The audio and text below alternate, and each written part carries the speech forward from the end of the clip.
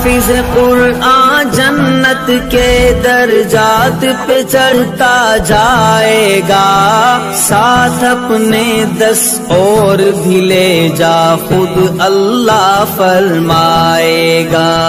حافظ کے ماں باپ پہ دیکھنا رشک سبھی کو آئے گا، عظمت شان و شوکت والا تاج خدا پہ۔ بسم اللہ الرحمن الرحیم،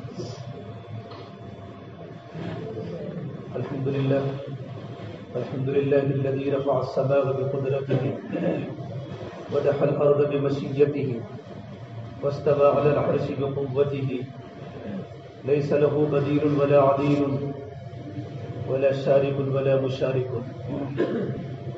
ونشهد ان لا اله الا الله وحده لا شريك له، ونشهد ان سيدنا وسندنا واولانا ومولانا محمدا عبده ورسوله صلى الله عليه وعلى آله وأصحابه وأتباعه۔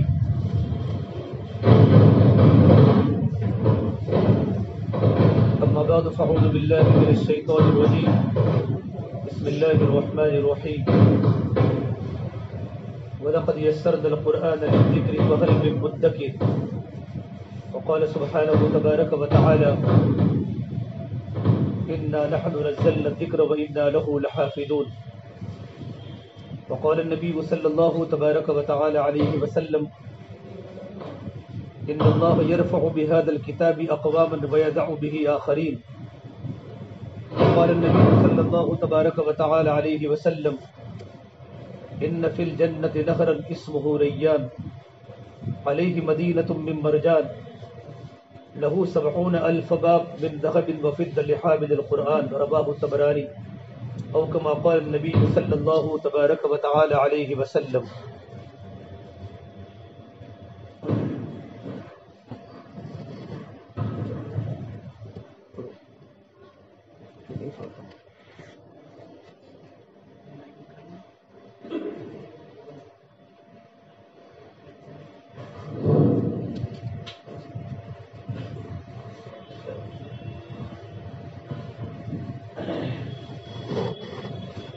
واجب الاحترام اس کی آمد بہت زیادہ پڑتی ہے۔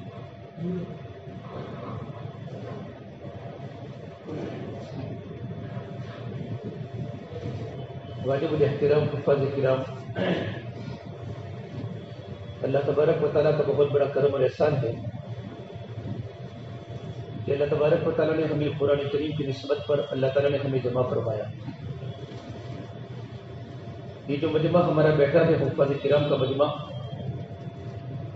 یہ اللہ تبارک و تعالیٰ کی نگاہ میں بڑا قابل قدر مجمع ہے۔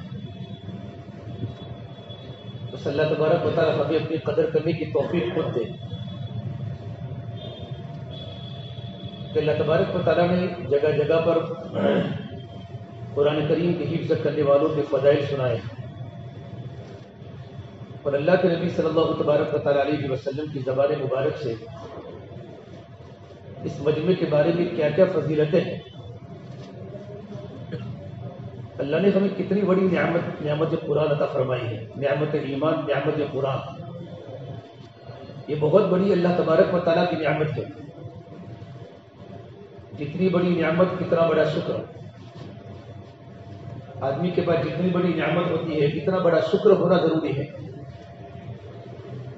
اور اللہ تبارک و تعالیٰ کی ایک ترتیب ہے کہ اللہ تبارک و تعالیٰ جب کسی کو نعمت دیتا ہے وہ اللہ تبارک و تعالیٰ نعمت دینے کے بعد شکر کا تقاضا کرتے ہیں، یہ اللہ کی ترتیب ہے۔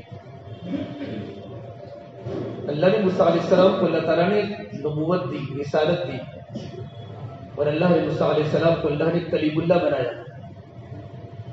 اور اللہ نے حضرت موسیٰ علیہ السلام سے اللہ نے شکر کا تقاضا کیا، یا موسیٰ انی اصطفیتک علی الناس برسالاتی وبکلامی فخذ ما آتیتک وکن من الشاکرین۔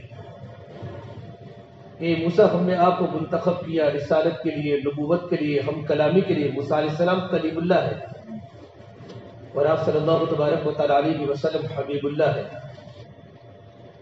تو اللہ نے موسیٰ علیہ السلام سے کہا موسیٰ ایک کتاب ہاتھ میں پکڑو، فخذ ما آتیتک وکن من الشاکرین، اور میرے شکر گزار بندوں میں شامل ہو جاؤ۔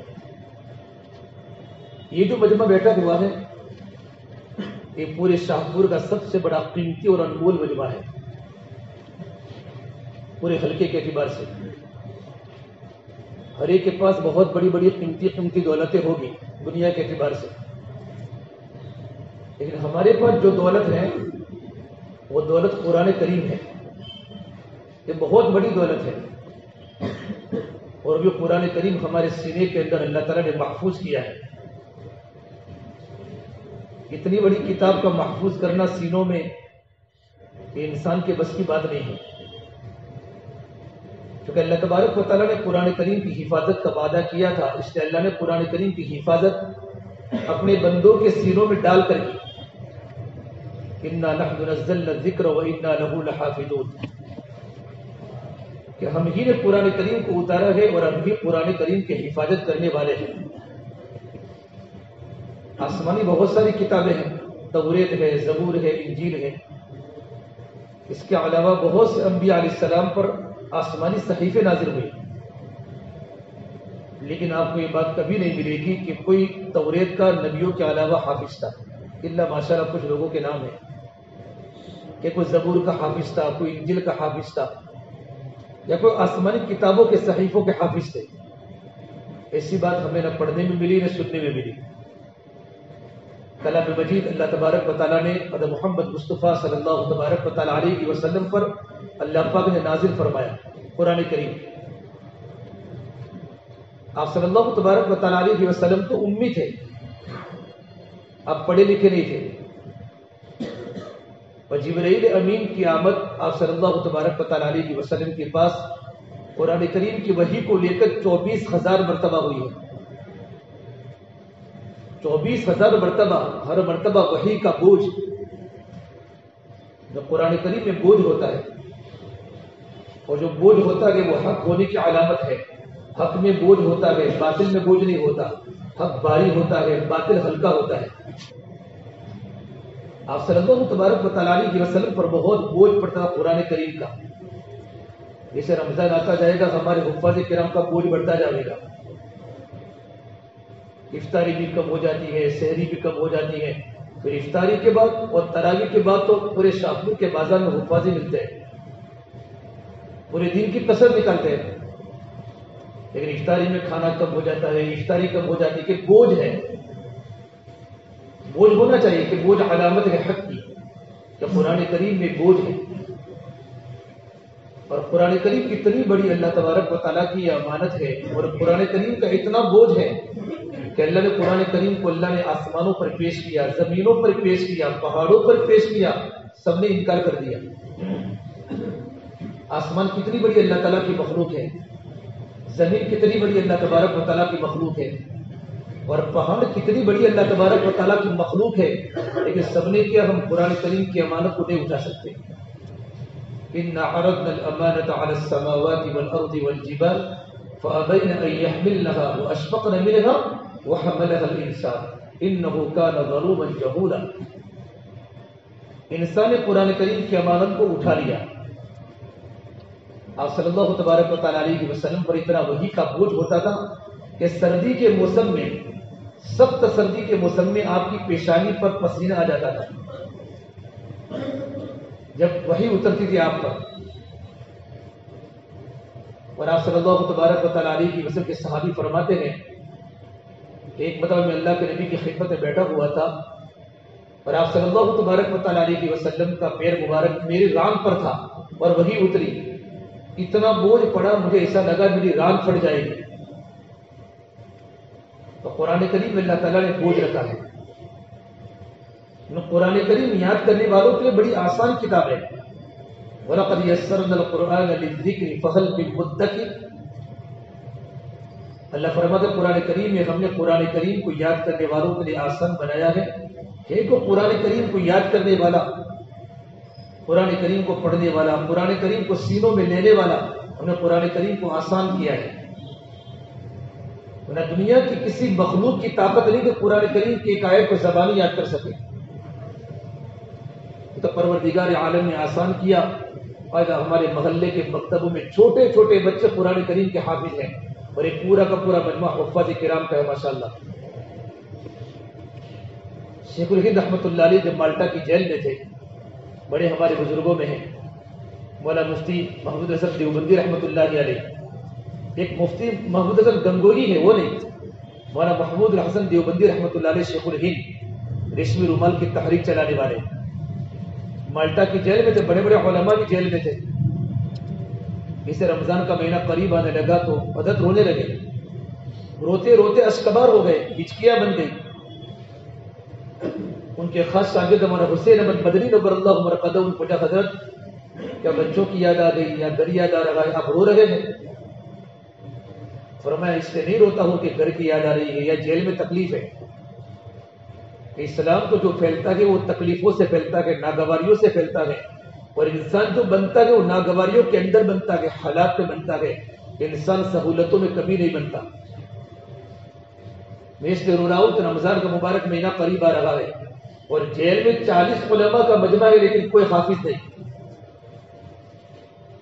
اور کبھی میری زندگی میں بغیر قرآن کریم کے میں نے تراویح نہیں پڑھی۔ میں اس لیے رو رہا ہوں کہ رمضان کا مبارک مہینہ آ رہا ہے، کبھی میں نے قرآن کریم کے بغیر تراویح نہ سنی ہے نہ پڑھی ہے۔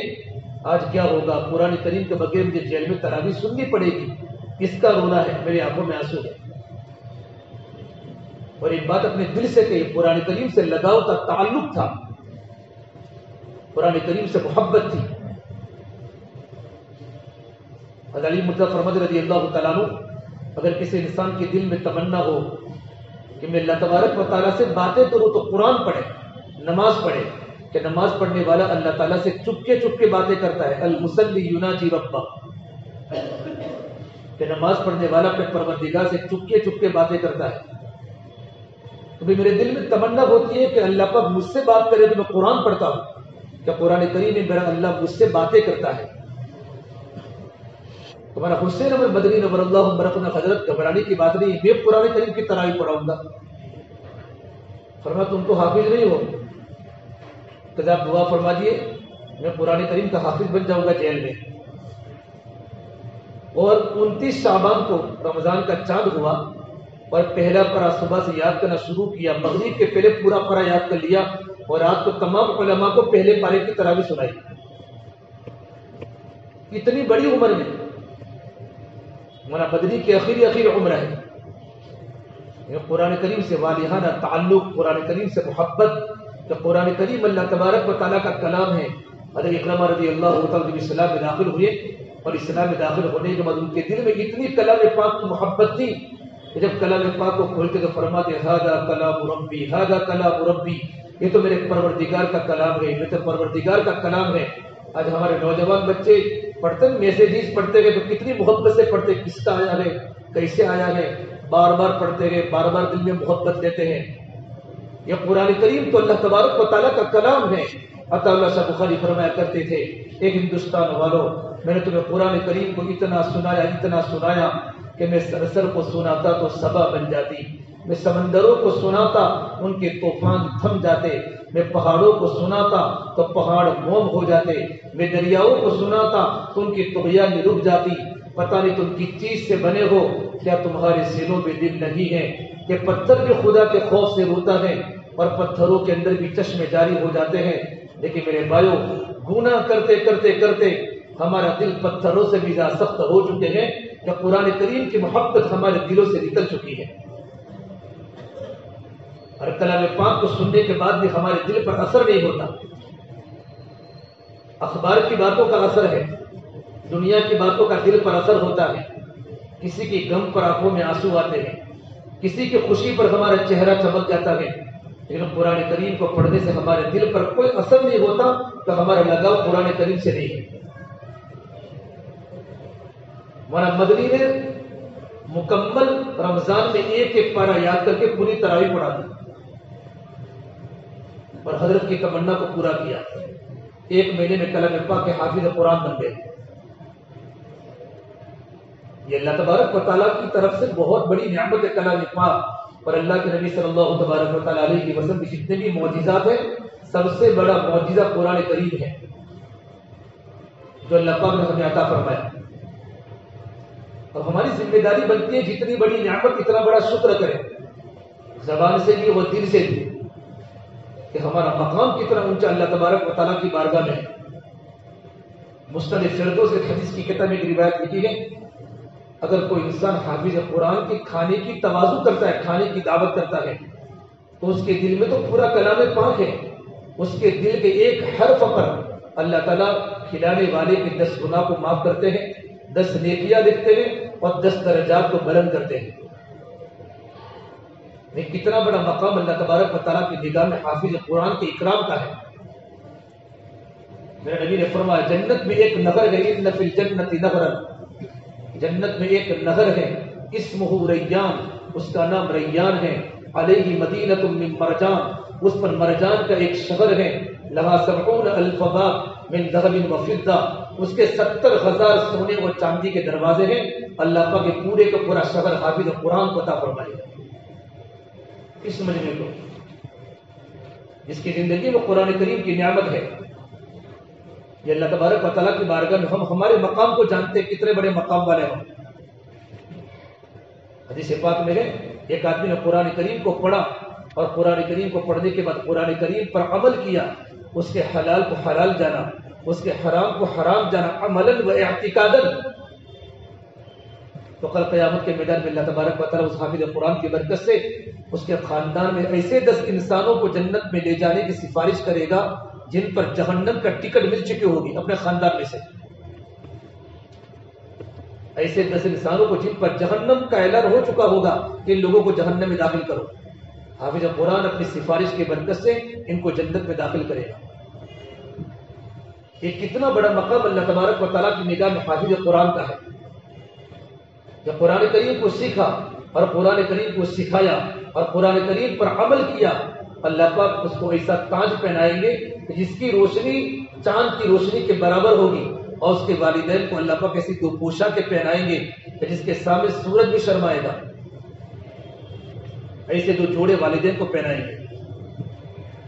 قرآن کریم کو سیکھا، قرآن کریم کو سکھایا اور قرآن کریم پر عمل کیا، ہماری زندگی قرآن کریم کے مطابق رہی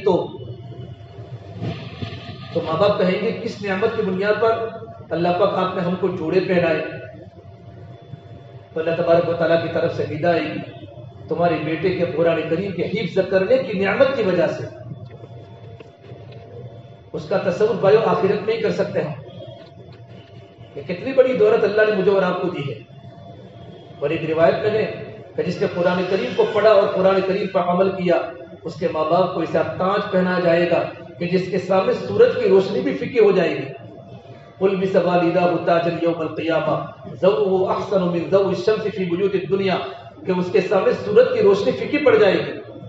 جب ماں باپ کو ایسا تاج پہنایا جائے گا تو ہم کو کیسا پہنایا جائے گا؟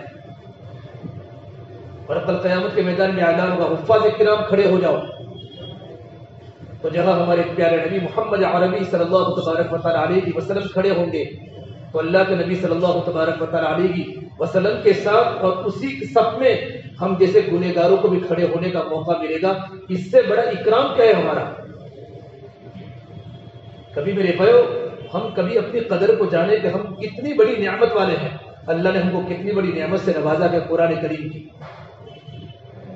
اسے فرمایا اللہ کے نبی صلی اللہ تبارک و تعالیٰ علیہ وسلم نے اپنے بچوں کو جب بچہ پیدا ہو جائے بچوں کو 3 باتیں سکھاؤ، اکرموا اولادکم 3 خصال، علموا اولادکم 3 خصال، اپنی اولادوں کا اکرام کرو اور اپنی اولادوں کو 3 باتیں سکھاؤ، حب نبیکم، اللہ کے نبی کی محبت سکھاؤ، اہل بیت کی محبت سکھاؤ، اور اپنے بچوں کو قرآن کریم سکھاؤ۔ اور آگے روایت میں ہے کل قیامت کے میدان میں جن کے سینے میں اللہ کا کلام ہوگا، اللہ پاک ان کو اپنے عرش کے سائے کے نیچے جگہ دیں گے کہ اس سائے کے علاوہ آخرت میں کوئی سایہ نہیں ہوگا۔ اور اللہ تعالیٰ ان کو نبیوں کے ساتھ، انبیاء کے ساتھ اور اصفیاء، ایسے اللہ والے جن کا دل بالکل پاک ہوگا، جن کے دل میں اللہ کی محبت ہوگی، اللہ کے رسول کی محبت ہوگی، کلام پاک کی محبت ہوگی، پروردگار عالم ان کے ساتھ حفاظ کرام کا حشر فرمائیں گے۔ یہ ہمارا مقام ہے میرے بھائی، جتنا مقام، بڑا مقام، اتنی بڑی ذمہ داری اور اتنا بڑا شکر۔ اس لیے اب رمضان کا مبارک مہینہ آ رہا ہے، اور رمضان کے مبارک مہینے کے پھر حفاظ کرام کو جوڑا جاتا ہے تو رمضان کے مبارک مہینے کے ساتھ قرآن کریم کی بڑی نسبت ہے. شہر رمضان الذی انزل فیہ القرآن، رمضان کا وہ مبارک مہینہ ہے جس میں اللہ نے قرآن کریم کو نازل کیا. انا انزلناہ فی لیلۃ القدر، ہم نے قرآن کریم کو شب قدر کی رات میں نازل کیا. تو شب قدر رمضان میں ہے. اللہ نے پورا قرآن اللہ نے رمضان میں اتارا، بلکہ سارے کے سارے آسمان جتنے بھی علوم ہیں اللہ نے رمضان میں اتارے. پہلے آسمان پر، سمائی دنیا پر، پھر بتدریج آہستہ آہستہ اللہ کے نبی صلی اللہ تبارک و تعالیٰ علیہ وسلم پر قرآن کریم 23 سال کے عرصے میں نازل کیا. بتدریج آہستہ آہستہ 24,000 مرتبہ جبرائیل کی آمد حضور کے پاس ہوئی ہے. ہم تو بھائی 2 سال میں حافظ قرآن بن گئے. آج تو قرآن کریم کا اتنا معجزہ ظاہر ہو رہا ہے کہ بچے 2 مہینے میں قرآن کریم کے پختہ حافظ بن جاتے ہیں. لیکن جو بچے مدرسے میں قرآن کریم کے حافظ بننے کے بعد مستقل دور کرتے ہیں، 70 دور، 80 دور، 90 دور، تب جا کر ان کے سینے میں قرآن کریم محفوظ رہتا ہے. آج کل تو وبا پڑی ہے، جیسے حافظ بن کے نکل جاؤ. جتنا قرآن کریم جتنا جلدی یاد ہوتا ہے اتنا قرآن کریم جلدی سینے سے نکل بھی جاتا ہے. اتنا جلدی یاد ہو جاتا ہے، اتنا جلدی قرآن کریم سینے سے نکل بھی جاتا ہے. اللہ نے ہم کو صاحب قرآن کہا. کل قیامت کے میدان میں اعلان ہوگا، یقال لصاحب القرآن، صاحب قرآن سے کہا جائے گا. صاحب قرآن کس کو بولتے ہیں؟ کہ جس کا مشغلہ ہی قرآن ہو، جس کا اوڑھنا بچھونا رات و دن قرآن کریم کو پڑھتا ہو. ہم دعا کرتے ہیں اللہم آنس وحشتی فی قبری، اللہم ارحمنی بالقرآن العظیم واجعلہ لی اماما ونورا وہدا ورحمہ، اللہم ذکرنی منہ ما نسیت وعلمنی منہ ما جہلت وارزقنی تلاوتہ آناء اللیل وآناء النہار. یا اللہ پورا دین اور قرآن کریم پوری رات تلاوت کرنے کی اللہ مجھے توفیق عطا فرما. یا قرآن کریم ہمارا مشغلہ ہو جائے. قرآن کریم دستور حیات ہے.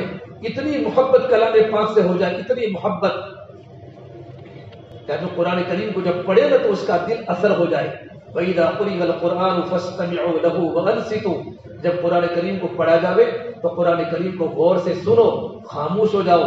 لَعَلَّكُمْ تُرْحَمُونَ کا ترجمہ امام راضی نے کیا ہے، جب قرآن کریم پڑھا جاتا ہے تو اللہ کی رحمتیں برستی ہے.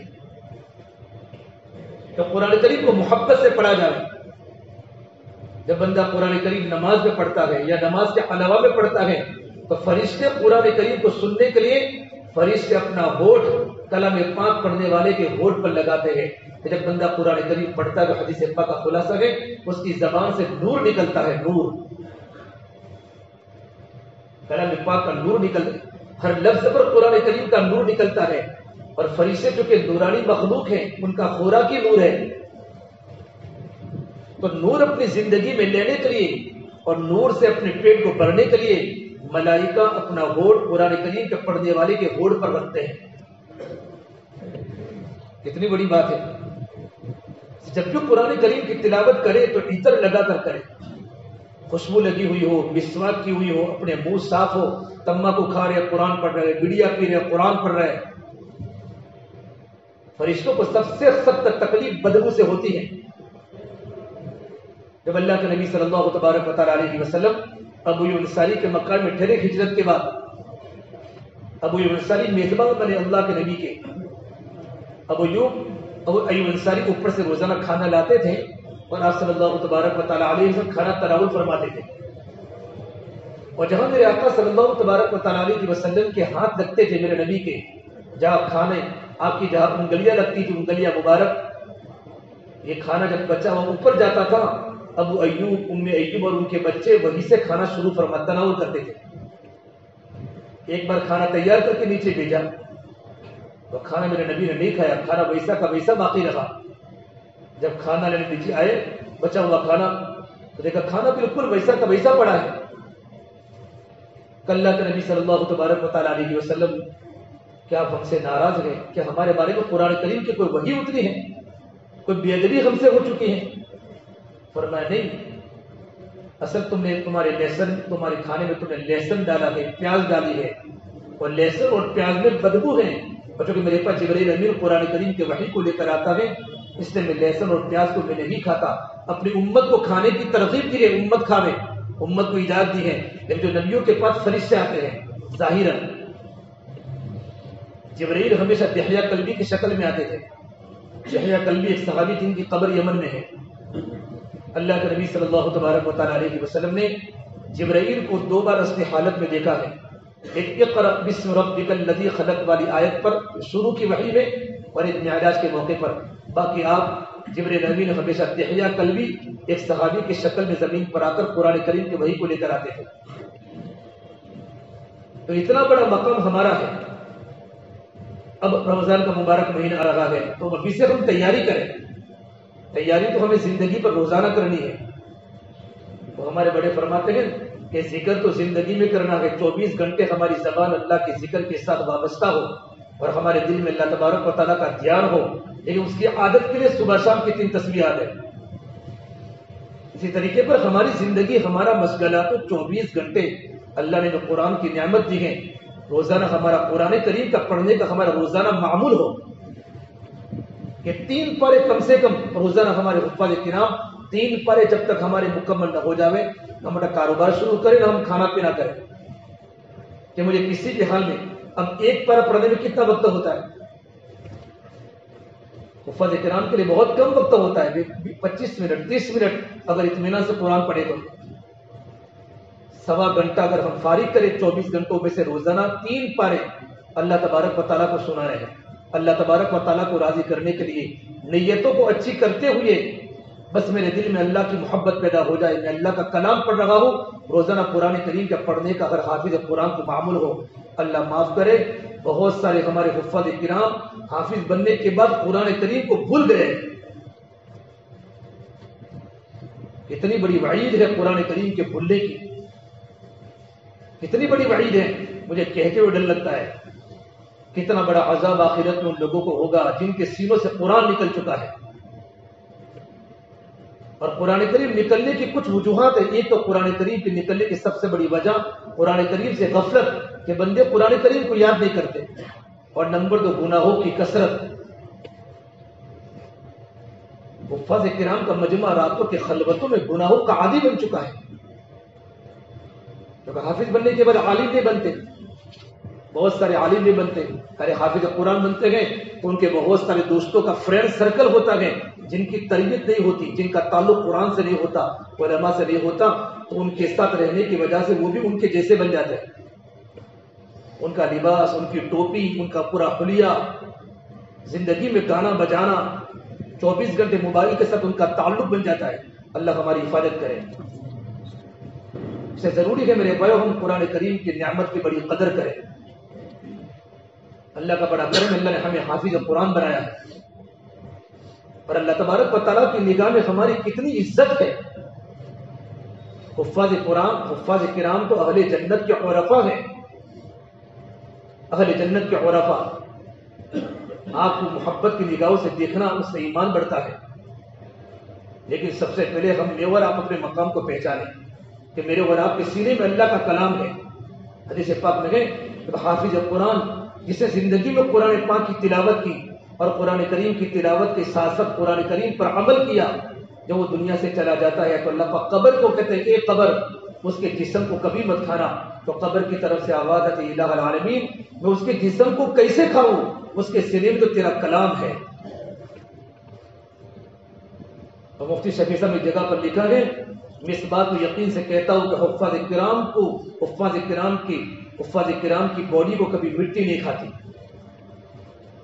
ان کا جسم ویسا کا ویسا محفوظ ہوتا ہے. وہ حفاظ کرام جنہوں نے زندگی پر قرآن کریم کی تلاوت کو کیا، قرآن کریم والی زندگی گزاری، قرآن کریم کے مطابق زندگی پر عمل کیا. آنکھوں والی آیتیں آنکھوں میں آئی، کان والی آیتیں کانوں میں آئی، زبان والی آیتیں زبانوں میں آئی. اپنی زندگی کو قرآن کریم کے مطابق گزاری اور اپنے آپ کو اللہ تعالیٰ کی نافرمانیوں سے بچایا. ایسے حافظ قرآن کے جسد کو قبر کی مٹی نہیں کھاتی. اللہ اس کے جسم کی حفاظت کرتا ہے کیونکہ ان کے دل میں اللہ کا کلام ہے. اس لیے ہم حافظ قرآن گالی نہیں بولتا، حافظ قرآن جھگڑا نہیں کرتا، حافظ قرآن جاہلوں کے ساتھ جاہلانہ برتاؤ نہیں کرتا. تو اس کے سینے میں اللہ کا کلام ہے. اس کا بولنا صحیح ہوتا ہے، اس کا دیکھنا صحیح ہوتا ہے، اس کا سننا صحیح ہوتا ہے، اور اس کی پوری باڈی اللہ تبارک و تعالیٰ کی فرما برداری میں چلتی ہے۔ اور آپ کبھی اپنے مقام کو جانیں۔ مولانا بدر عالم میرٹھی رحمۃ اللہ علیہ بہت بڑے ہمارے بزرگوں میں ہیں، ہمارے علماء جانتے ہیں، بڑی بڑی کتابوں کے لیکھک مصنف ہیں۔ ایک بار ہمارے علاقے پالمپور میں آئے، پالمپور میں پالمپور کا نوابی شہر تھا پہلے چھوٹا، تو نواب کے لڑکے کا نکاح تھا، اور مولانا بدر عالم صاحب میرٹھی کے والد محترم پولیس انسپکٹر تھے، دیندار تھے، لیکن اپنے بیٹے کو عالم دین، اور ایسے عالم دین علامہ انور شاہ کشمیری کے خاص شاگرد تھے، علامہ یوسف بن نوری کے ساتھ ساتھ مولانا بدر عالم میرٹھی رحمۃ اللہ علیہ۔ اور پالمپور میں ایک بزرگ گزرے مولانا نظری میاں صاحب پالمپوری رحمۃ اللہ علیہ، جن کی برکت سے اللہ نے پوری قوم کو شیعہ میں سنی میں تبدیل کیا۔ ان کی بڑی قربانیاں علاقے پالمپور میں ہے، وہ کشمیر سے آئے ہوئے تھے، ان کی قبر پالمپور میں ہے، اور ہمارے بزرگوں کے معتمد بزرگ تھے، بڑے عالم، بلکہ وقت تک کے بڑے قطب تھے۔ تو مولانا بدر عالم صاحب میرٹھی رحمۃ اللہ علیہ گئے ان کے پاس، کہتے کو حضرت یہاں آئے، کم سے کم ملاقات تو کر لوں، وہ تو شادی میں آئے تھے۔ جیسے مسافر کیا تو فوراً مولانا نذیر سے نے پوچھا، مولوی بدر عالم تم یہاں پالمپور میں آنے کی کوئی اطلاع نہیں، کوئی پوچھا نہیں تم نے، تم آنے والے ہو ایسا کوئی پتہ بھی نہیں تھا ہم کو، کوئی خط و کتابت بھی نہیں ہوا۔ تو حضرت میں نواب کے لڑکے کی شادی میں آیا ہوں کہ تم اور نواب کے لڑکے کی شادی، اتنا جملہ کا تم اور نواب کے لڑکے کی شادی، یہ ہو نہیں سکتا۔ کہ مولانا مجھے یہاں کوئی جانتا ہی نہیں ہے، میرے نام سے لوگ جانتے لیکن میری شکل سے مجھے کوئی نہیں جانتا۔ تو مولانا نذیر نے فرمایا، بدر عالم تم اپنے آپ کو تو جانتے ہو تم کون ہو، تمہارے پاس کتنی بڑی علم کی ڈگری ہے، تم تو لوگوں کے امام ہو، لوگوں کے سروں کے تاج ہو، تم تو اپنے آپ کو جانتے ہو، تمہارا علم تم کو کون سی رہبری کرتا ہے۔ حضرت کا جملہ سننا تھا، ٹرین پکڑی، واپس میرٹھ پہنچ گئے، نہیں آئے دوبارہ۔ حفاظ کرام اپنی قدر کو ہم جانے، ہم کہاں ہے، ہمیں کہاں بیٹھنا ہے، کہاں بولنا ہے، ہماری صحبت کیسی ہو، ہمارے دوستوں کا سرکل کیسا ہو، ہمارے مقام کو ہم خود جانے، ورنہ بھائیو اللہ کے سامنے بڑی جواب دہی مشکل ہو جائے گی۔ یہ بڑی قرآن کریم، بڑی اللہ تبارک و تعالیٰ کی نعمت ہے۔ رمضان کا مبارک بھائی مہینہ آ رہا ہے، تو رمضان کے مبارک مہینے سے پہلے ہم تیاری ابھی سے شروع کر لیں۔ قرآن کریم ہمارا کچا ہے تو قرآن کریم کو پکا کر لیں۔ قرآن کریم اگر پختہ یاد بھی ہے تو روزانہ اللہ تبارک و تعالیٰ کو راضی کرنے کے لیے قرآن کریم کے 3 پارے کی یومیت کم سے کم ہماری تلاوت ہو۔ بہت سارے حفاظ کرام آج بھی ہیں جن کی 10 پارے قرآن کریم کا روزانہ تلاوت کا معمول ہے اپنے کاروبار کے ساتھ، قرآن کریم کے روزانہ 10 پارے پڑھتے ہیں۔ ہمارے اکابر کے بارے میں سنا، ایک رات میں کتنے کلام پاک ختم کرتے تھے۔ محرم رحمۃ اللہ رمضان کے مبارک مہینے میں دن میں 1 کلام پاک، رات کو 1 کلام پاک، اور تراویح میں 3 کلام پاک، 63 کلام پاک سے رمضان میں ختم کرتے ہیں۔ اور آج تو ہمارے پاس کتنی سہولتیں ہو گئی، محنت مزدوری ہمارے پاس کم ہو گئی۔ جن بچوں کا قرآن کریم کچا ہے ان کو تراویح پڑھانی ہو، بلکہ تمام کے تمام حفاظ کرام تراویح پڑھاوے۔ اگر مسجد میں جگہ نہ ملے تو اپنے گھر پر بھی تراویح کا ایک نظام بناوے، اس سے قرآن کریم کی بہت بڑی حفاظت ہو جائے گی۔ مسجد میں پڑھانے کا موقع ملے تو مسجد میں پڑھاوے، اگر مسجد میں پڑھانے کی جگہ نہ ملے تو راجستھان جاوے، دور دور کے علاقوں میں جاوے۔ لوگ تراویح کو سنانے کے لیے ہندوستان کے کونے کونے میں جاتے ہیں اور پورا مہینہ وہاں رہتے ہیں تاکہ قرآن کریم ہمارے سینوں میں محفوظ ہو جائے۔ لیکن اگر آپ کا بزنس ہے، آپ جا نہیں سکتے اتنی بڑی قربانی، تو اپنے گھروں پر قرآن کریم کی ترتیب بناوے، لیکن فرض نماز گھروں پر بالکل نہ پڑھاوے۔ فرض نماز ہماری مسجدوں میں ہو، امام کے پیچھے، اور پھر تراویح ہماری گھر پر ہو۔ آج کل بہت آسانی ہو گئی ہے، گھروں میں نماز بھی ہوتی ہے، گھروں میں تراویح بھی ہوتی ہے۔ بھئی رمضان کے مبارک مہینے میں عشاء کی نماز مسجد میں پڑھنا، پورا مہینہ تو عشاء کی نماز گھر پر پڑھوں گے، آپ کو معلوم ہے گھر پر نماز پڑھنے کی کیا وعید ہے؟ صرف تراویح گھر پر ہو، باقی ہماری فرض نماز ہماری مسجد کی امام صاحب کے پیچھے ہو۔ اس کے پہلے ہمارے حفاظ کرام محنت کرنا شروع کر لے ابھی سے، اپنی حیت صحیح ہے، اپنی حیت کو ٹھیک کر لے۔ بال صحیح نہیں ہے، آج تو نہ معلوم کتنے قسم کے بال ہیں، میں بھی ایک جگہ پر میرا بیان تھا بالوں کے بارے میں، نائیوں کو سب کو جمع کر، نائیوں کو بال کاٹنے والے، تو ایک نائی کے پاس گیا سیکھنے کے لیے، جو کہ بات کرنے کی تھی. کتنی قسم کے تم بال کاٹتے ہو؟ کہ 121 قسم کے بال کاٹتے ہیں. 1 کٹ نہ پتہ نہیں کتنے اس نے کٹ میرے پورے منہ پہ کیے تھے، لیمن کٹ اتنے کٹ، اور ایک ایک بالوں کے کتنے پیسے تم لیتے ہو؟ تمہاری پتری کتنے کی ملتی ہے؟ تم 500 روپے لیتے ہو تو تم کو آخرت میں پکڑنے ہوگی. یہ پورا مضمون تیار کر کے پھر بات کی. اور اللہ کے نبی کے بالوں کی کتنی قسمیں تھی. میرے نبی کے بال مبارک کیسے تھے؟ آج ہمارے حفاظ کرام کیسے بال رکھتے ہیں؟ ان کی داڑھی کے بارے میں ہم سوچیں میرے بھائیوں، ہمارے سینے میں اللہ کا کلام ہے اور ہمارے ماں باپ نے ہم کو کیوں پڑھایا؟ ہمارے پیچھے ہمارے ماں باپ کی کتنی محنت ہے، ہماری دادا دادی کی کتنی محنت تھی، تب جا کر میرے سینے میں اللہ نے کلام پاک محفوظ کیا ہے. اور آپ نے قرآن کریم کے پیچھے کتنی محنت کی. آپ کے ناشتے ختم ہو چکے تھے جب آپ قرآن کریم کے حافظ بنتے تھے. تو کھانا اچھا لگتا نہیں تھا، 24 گھنٹے قرآن کریم کو رٹنا، سبق سنانا، آموختہ سنانا، سبق پڑھا سنانا، اور 24 گھنٹے انسان کے دماغ پر بوجھ ہوتا تھا. تب جا کر آپ نے اپنے سینے میں کلام پاک کو محفوظ کیا ہے. اب اس کی قدردانی یہ ہے کہ روزانہ قرآن کریم کو پڑھنے کے ساتھ ساتھ قرآن والی ہماری زندگی بھی ہو. ہماری داڑھی ہے، ہمارے سر کے بال گئے، ہمارے کپڑے، قسم قسم کے بچے کپڑے پہنتے ہیں. ایک ہماری شکل ہو سنت کے مطابق کہ حافظ قرآن جا رہا ہے یا عالم دین جا رہے ہیں. ہمارے بال، ہماری ٹوپی، حافظ قرآن کی زندگی الگ ہونی چاہیے. اس کا اٹھنا، اس کا بیٹھنا، اس کا بولنا، اس کا چلنا، اور اس کے بدن کا لباس، اس کی پوری حیت، شکل و صورت سنت کے مطابق ہونی چاہیے.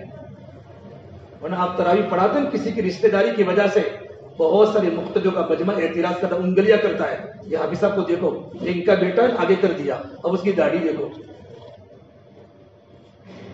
اور وہ پکی روایت ہے. اللہ تبارک و تعالیٰ اس آدمی سے بہت ناراض ہوتے ہیں کہ مقتدی راز ناراض ہو اور وہ امامت کرتا ہو. تین انسان کہ آخرت میں اللہ پاک ان کی طرف بالکل توجہ نہیں فرمائیں گے. کچھ شرعی عذر کی وجہ سے ناراض ہو، شرعی عذر، داڑھی نہیں ہے صحیح، بال صحیح نہیں ہے، کپڑے برابر صحیح نہیں ہے. اس سے بھائیو اپنی حیت کو ٹھیک کر لو، توبہ کرو اللہ کے سامنے.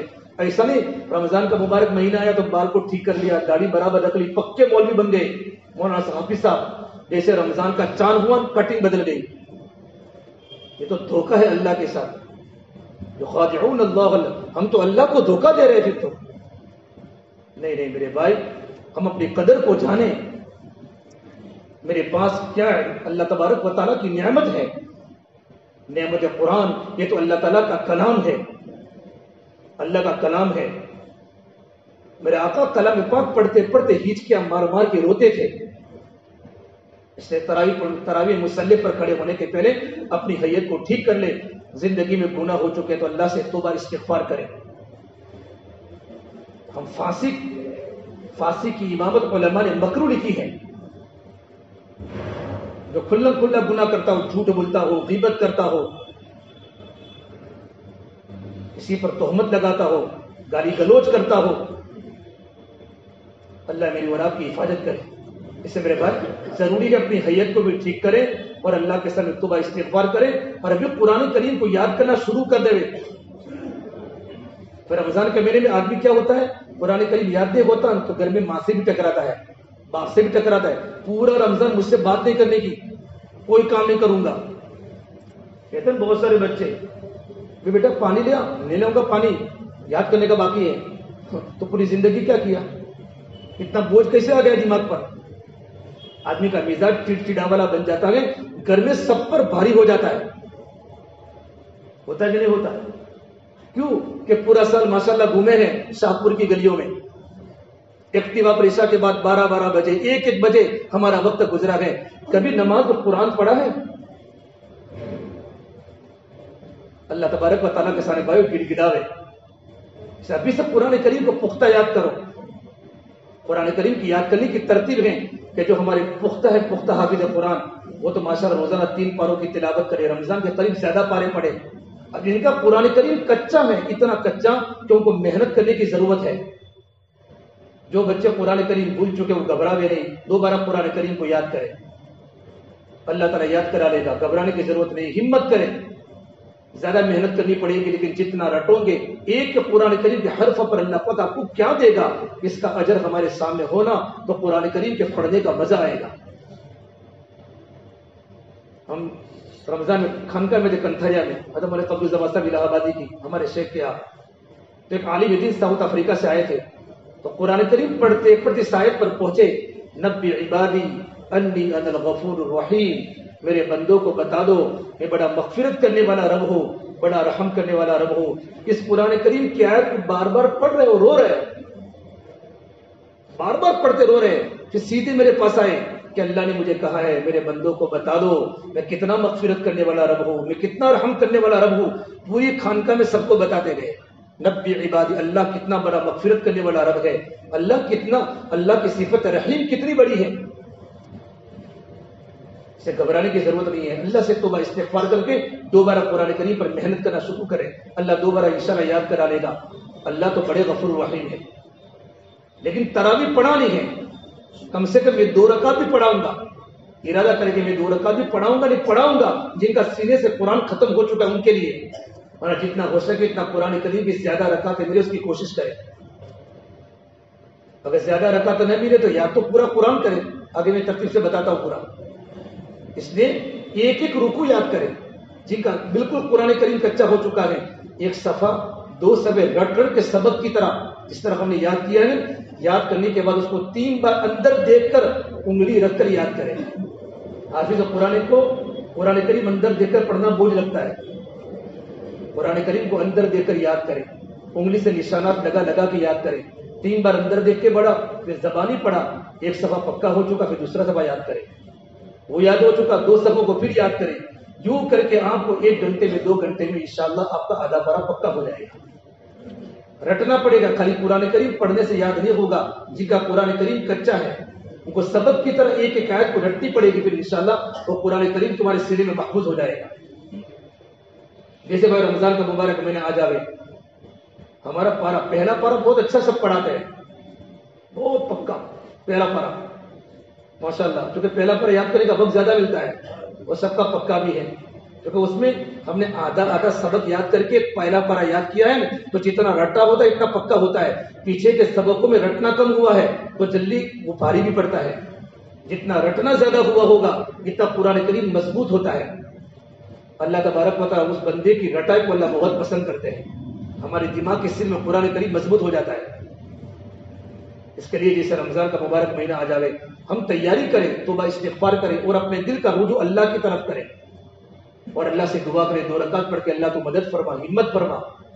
بہت سے لوگوں کو ہمت نہیں ہوتی مصلی پر آنے کی، اللہ سے دعا کرے، اللہ سے ہمت مانگے گھروں پر، اور قرآن کریم کو آسان کرنے کے لیے نوافل میں قرآن کریم کو روزانہ پڑھیں، ہو سکے تو مغرب کے بعد ابابل کے جو 6 رکعتیں پورا قرآن کریم کا پارہ پڑھ لے، تاکہ آپ کی تمرین ہو جائے، آپ کی مشق ہو جائے، تو آپ کو تراویح پڑھنا کیا ہوگا، آسان ہو جائے گا۔ ابھی سے اس کی تیاری کریں، تیاری کرنی چاہیے کہ نہیں کرنی چاہیے، ہمارا پورا مجمع جو ہے وہ تیاری کرے، جن کا قرآن کریم پختہ ہے وہ بھی تیاری کرے، اللہ سے توبہ استغفار کرے، ہمارا رجوع اللہ تبارک و تعالیٰ کی طرف ہو۔ جب چاند ہو جائے رمضان کا تو خوش ہو جائے، ایسا نہیں کہ رمضان کے چاند پر بوجھ لگے اور عید کے چاند پر خوشی ہو۔ اب رمضان کے چاند پر تو جنت کے دروازے کھل جاتے ہیں، جہنم کے دروازے بند ہو جاتے ہیں، اور عید کے چاند پر جہنم کے دروازے بھی کھل جاتے ہیں۔ اس کے بعد مطلب تراویح پڑھانے والے بچے کہتے ہیں بوجھ گیا ہے، بہت بوجھ پڑتا ہے، تراویح پڑھانے کو لوگ بوجھ سمجھتے ہیں، اتنی بڑی اللہ تبارک و تعالیٰ کی نعمت ہے۔ ہمارے بڑے بڑے اکابر اپنی 60-70 سالہ عمر میں بھی انہوں نے تراویح کو پڑھانا کبھی نہیں چھوڑا، اور جب ہم تراویح پڑھانے کے لیے آئے ماشاءاللہ مصلی پر آوے، عید کا چاند ہوتے ہی رمضان کا چاند ہوتے ہی اللہ کا شکر ادا کرے، اللہ تو رمضان کا مبارک مہینہ دیا ہے، اور رمضان میں قرآن کریم کے پڑھنے پر اللہ کتنا ڈبل اجر دے گا مجھے، یہ کہ حرف پڑھنے پر کیا مجھے ملے گا، اب مجھے مصلی پر آنا ہے تو ابھی فل تیاری کرے، آدمی اچھے کپڑے پہنے، مسواک کرے، خوشبو لگاوے، اور آدمی بہت جلدی مسجد میں ہم آ جاوے مقتدیوں کے آنے کے پہلے ایسا نہ کہ آگے کے 2 مصلی خالی ہیں، مسجد بھر چکی ہے اور آرام سے حافظہ تشریف لا رہے ہیں اور آتے سیدھے مصلی پر، یہ بالکل مناسب بات نہیں ہے۔ بلکہ ہمارے حفاظ کرام جلدی سے مصلی پر آ جاوے، جلدی سے آوے، آ کے ماشاءاللہ سنتیں ادا کرے۔ بعض لوگ تو تراویح میں قرآن دیکھتے 4 رکعت کے بعد پھر دیکھتے ہیں 2 رکعت، پھر کیا ہے یہ سب؟ لوگ ہنستے پیچھے ہے بس سمجھ میں۔ ہم تراویح پڑھانے کے پہلے پھول تیاری کر کے آوے، کیا بار بار قرآن کریم کو کھولنے کی ضرورت نہ پڑے، آ کر 4 رکعت سنت اطمینان سے ادا کرے۔ سنت ادا کرنے کے بعد جب فرض نماز شروع ہو جاوے، تراویح پڑھانے کی باری آوے، تو میرے بھائی سب سے پہلے ہمارا رجوع اللہ کی طرف ہو۔ ابھی بہت محنت کرتا ہے لیکن رجوع اللہ کی طرف نہیں ہوتا، اور آتے ہی ہم تکبیر تحریم اللہ اکبر اطمینان سے کہیں، جلدی جلدی نہ کہیں اللہ اکبر اللہ اکبر، اطمینان کے ساتھ۔ یہ تو پوری نماز کا لبے لباب ہے، تکبیر تحریم اللہ اکبر اطمینان سے ادا کرنے کے بعد حفاظ کرام ثنا پڑھے۔ ہمارے حفاظ ثنا نہیں پڑھتے، یہ کیا ضرورت ہے ثنا پڑھنا؟ مقتدیوں کو خوش کرنے ہم تراویح نہیں پڑھاتے، ہم تو تراویح اللہ کو راضی کرنے پڑھاتے ہیں، ورنہ بھائی ہلاکت کا ذریعہ بنیں گے ہم۔ ثنا اللہ کی تعریف ہے، سبحانک اللہم و بحمدک، اللہ تبارک و تعالیٰ کی تعریف ہے، اللہ تعالیٰ کی تسبیح ہے، اللہ تعالیٰ کی بڑائی ہے، اور ثنا کا پڑھنا سنت ہے۔ 20 رکعت میں 10 مرتبہ ثنا پڑھیں گے، اور اگر آپ نے ثنا کو چھوڑ دیا تو کتنی بڑی سنت سے محروم ہو جائیں گے۔ ہم ثنا پڑھے اطمینان کے ساتھ، پھر تعوذ پڑھے، اعوذ باللہ من الشیطان الرجیم، اعوذ باللہ کے پڑھنے سے آپ کا پورا رخ اللہ کی طرف متوجہ ہو جاؤ گے، شیطان کے وساوس سے آپ بچ جاؤ گے، ہمارا دل کا رخ اللہ کی طرف ہو جائے گا۔ نیت کو بنا کر نماز میں کھڑے ہو گئے، پھر بسم اللہ الرحمن الرحیم پڑھنا سنت ہے۔ بس کے بعض علماء نے تو بسم اللہ الرحمن الرحیم پڑھنے کو سورہ فاتحہ کا جز قرار دیا ہے، بلکہ سورت کا جز ہے بعض علماء کے نزدیک۔ اگر ہم نے بسم اللہ پڑھنا چھوڑ دیا تو ہماری سورہ فاتحہ ادھوری رہ جائے گی، اس لیے ہم تعوذ پڑھے، تسمیہ بسم اللہ الرحمن الرحیم پڑھے۔ اکثر ہمارے حفاظ کرام اللہ اکبر پڑھ کے فوراً سورہ فاتحہ شروع کر لیتے ہیں۔ اطمینان کے ساتھ ثنا پڑھے، تعوذ پڑھے، بسم اللہ پڑھے، اس کے بعد سورہ فاتحہ پڑھے، اور سورہ فاتحہ ٹھہر ٹھہر کر ایک ساتھ میں پڑھنے کی ضرورت نہیں ہے۔ پھر باہر جا کر پوچھتے کیسی پڑھائی حافظ صاحب تو بہت زوردار پڑھے، آج تو ایک ساتھ پوری طرح سورہ فاتحہ پڑھ لی تو خوش ہو گئے، اس میں کیا خوش ہونے کی بات ہے؟ ہم لوگوں کے لیے تراویح پڑھاتے ہیں۔ اکثر مجمع قرآن کریم کی تراویح کو آہستہ سننا چاہتا ہے، 4-5 کے علاوہ۔ اللہ تعالیٰ کو راضی کرنے کے لیے ہم تراویح پڑھائے، بھائی مخلوق کو راضی کرنے کے لیے نہ پڑھاوے۔ بلکہ فرمایا، زینب فرماتی ہیں اللہ کے نبی صلی اللہ تبارک و تعالیٰ علیہ وسلم سورہ فاتحہ کی ہر آیت پر آپ وقف کرتے تھے، اگر ہر آیت پر وقف نہ کرے تو 3-4 وقفہ کرے، 3 وقفہ کرے، الحمدللہ رب العالمین الرحمن الرحیم مالک یوم الدین، یوں کر کے وہاں وقفہ کیا، پھر آگے وقفہ کیا۔ پوری سانس میں سورہ فاتحہ کو پڑھنا کوئی ضرورت نہیں ہے، اطمینان سے سورہ فاتحہ پوری کرے، اور سورہ فاتحہ پوری کرنے کے بعد آمین خود بھی کہیں اور مقتدیوں کو آمین کہنے کا موقع دے۔ لیکن ٹینشن دماغ پر بہت ہوتا ہے، سب رجوع بھی اللہ کی طرف ہوتا نہیں، بلکہ بعض مرتبہ تو سورہ فاتحہ بھی بھول جاتے ہیں۔ وللظالم کے پڑھنے کے بعد اب شروع کرنا ہے، اگر سورت ہو تو بسم اللہ آہستہ پڑھے، اگر سورت سے شروع نہ کرنا ہو، پورے قرآن میں ایک بار تو زور سے ہمیں بسم اللہ پڑھنا ہی ہے، کسی وقت پڑھ لے، لیکن ہر سورت کے شروع میں اگر بسم اللہ ہے تو بسم اللہ کو آہستہ پڑھے۔ باقی ہم قرآن کریم کو درمیانی انداز میں پڑھے، قرآن کریم کے حروف کو کھانا جاوے، قرآن کریم کے حروف کو کاٹے نہیں، اتنا اعتدال کے ساتھ قرآن کریم کو پڑھے کہ ہم خود بھی سمجھے اور پیچھے غلطیاں جو نکالنے والے کو بھی سمجھ میں آوے کہ بھائی صاحب کیا پڑھتے ہیں۔ یعلمون تعلمون یعلمون تعلمون، اتنا جلدی قرآن کریم کی مذاق نہ بناوے، اللہ کے سامنے جواب دینا پڑے گا۔ اطمینان سے ہمارے بہت سارے لوگ مکہ المکرمہ گئے ہوں گے، مدینہ منورہ حرمین شریفین میں، تو کہتے ہیں کتنا قرآن کریم کے پڑھنے کی لذت آتی ہے۔ کیوں لذت آتی ہے؟ قرآن کریم کو اچھی آواز کے ساتھ پڑھتے گئے، تجویز سے پڑھتے گئے، اور اطمینان سے ایک ایک حرف، کیونکہ بہت سے علماء ہمارے پیچھے ہوتے ہیں جو قرآن کریم کے تراجم کو جانتے ہیں، اس لیے ہم اطمینان سے قرآن کریم کو پڑھیں۔ آیات رحمت آیات رحمت، تو آیات رحمت کے آنے کے بعد مولانا گنگوئی رحمۃ اللہ علیہ جب تراویح پڑھاتے تھے تو مولانا گنگوئی کے پیچھے پڑھنے والا مجمع اکثر جاہلوں کا، یو پی کے جوہلا کا مجمع تھا، عوام کا مجمع ہوتا تھا، لیکن جب حضرت آیت رحمت پر آتے تھے تو اس طریقے پر قرآن کریم کی تلاوت کرتے تھے کہ پیچھے پورا کا پورا مجمع مزے لیتا تھا، حالانکہ جاہل تھا۔ اور جب اللہ تعالیٰ کے عذاب کی کوئی آیت آتی تھی تو ان پر اتنا گریہ تاری ہو جاتا تھا کہ پیچھے مجمع کی ہچکیاں لگ جاتی تھی. قرآن کریم کو اچھی آواز سے پڑھنا پختہ ہوگا. قرآن کریم تو اچھی آواز سے پڑھیں گے. اگر قرآن کریم پختہ نہیں ہوگا تو اچھی آواز بھی بیکار ہو جائے گی. تو سب سے پہلے قرآن کریم کو مضبوط کرنا ہے, پکا یاد کر کے آنا ہے, پختگی ہماری مضبوط ہو. پھر اطمینان سے قرآن کریم کو پڑھے, اطمینان سے. شاہ ولی اللہ محدث دہلوی رحمۃ اللہ نے جگہ پر ایک واقعہ نقل کیا ہے کہ پنجاب کے کسی علاقے کے اندر ایک نوجوان لڑکا آیا اور کہا کوئی اللہ والے یہاں موجود ہیں, یہ کیا کام ہے کہ میں تصوف و سلوک کے اندر منازل کو طے کرنا چاہتا ہوں خانقاہی سلسلے میں. فرمایا ایک بزرگ ہیں ایک چھوٹی سی مسجد میں قرآن کریم بچوں کو پڑھاتے ہیں, تم وہاں چلے جاؤ. یہ نوجوان لڑکا اللہ کی محبت لیتے لیتے اللہ کے عشق میں ڈوبا ہوا تھا, اس اللہ والے کے پاس پہنچا. اور پہنچنے کے بعد حضرت میں آپ کی خدمت میں اس لیے آیا ہوں, میں آپ کے پاس اللہ کی ضربے لگا کر تصوف سلوک کی منازل کو میں طے کروں. تو اللہ والے نے فرمایا دیکھو بھائی میں تو ایک چھوٹا سا عالم ہوں, یہ سب مجھے پتہ نہیں چلتا کیا تصوف کیا سلوک ہے. تواضع سے کہا اتنا ہے کچھ بچے میرے پاس قرآن کریم کو پڑھتے گئے, میں ان کو پڑھاتا ہوں بس. اللہ والے کے بعد اس کے دل پر لگ گئی, وہ وہاں رہ گیا کہ استاد اور شاگرد جب تعلق ان کا ہو گیا, اتنا محبت سے قرآن کریم کو پڑھتے تھے. قرآن کریم کو اتنی محبت سے کبھی استاد پڑھتا کبھی شاگرد سنتا, کبھی شاگرد پڑھتا استاد سنتے, دونوں کے دونوں قرآن کریم کی محبت میں ڈوبے ہوئے تھے.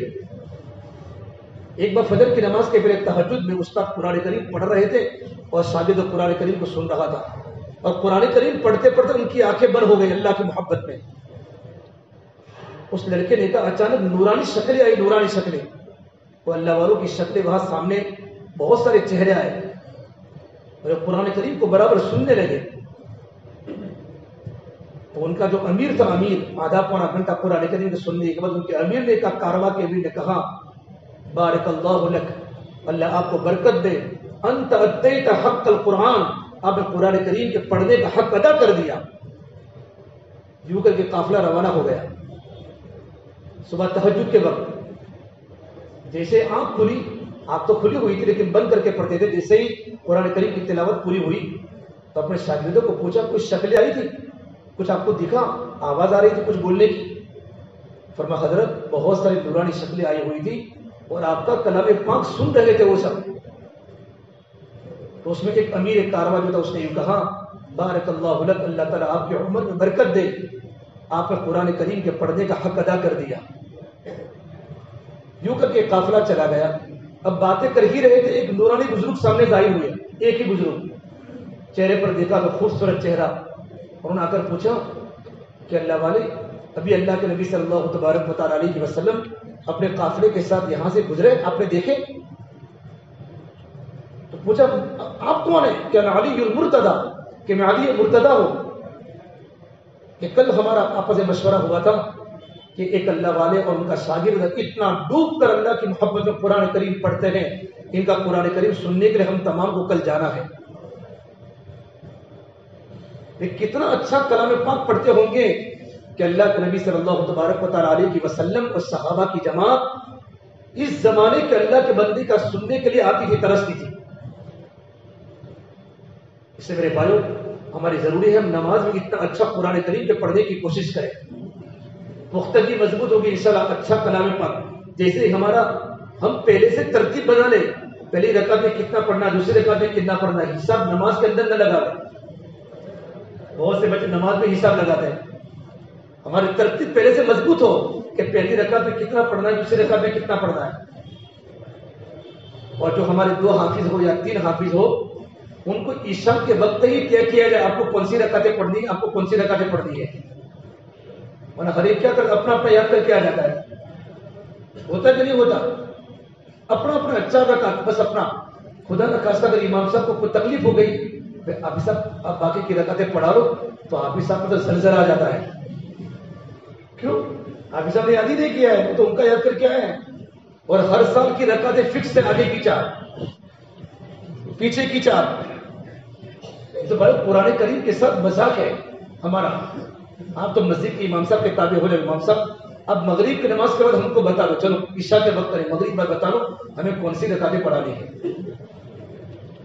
اگر پورا دن ہم پورا پارا یاد کریں گے انشاءاللہ، ہمارا 1.25 پارا ہو، ہمارا 1.5 پارا ہو، ہمارا 1 پارا ہو، تو 10 مرتبہ پڑھا، 15 مرتبہ پڑھا. ورنہ آدمی کیا کرتا ہے، اپنا آدھا پارا، اپنا پاؤ پارا پورے دن دیا، تب بھی پاؤ پارے میں دیکھو تو 15 غلطیاں، پتہ نہیں کہاں کہاں گھومتے ہیں.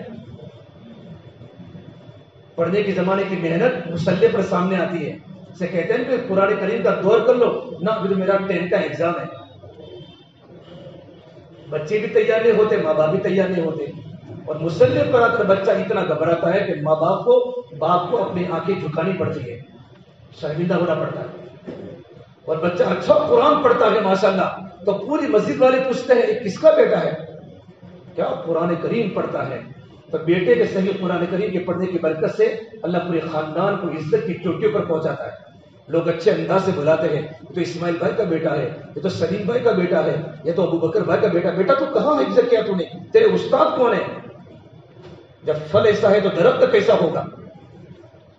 یہ باتیں ہوتی ہے عوام میں آپس میں، بلکہ کتنے لوگ قرآن کریم کو پیچھے سننے میں لوگ رو جاتے ہیں، حالانکہ ترجمے کا پتہ نہیں ہوتا.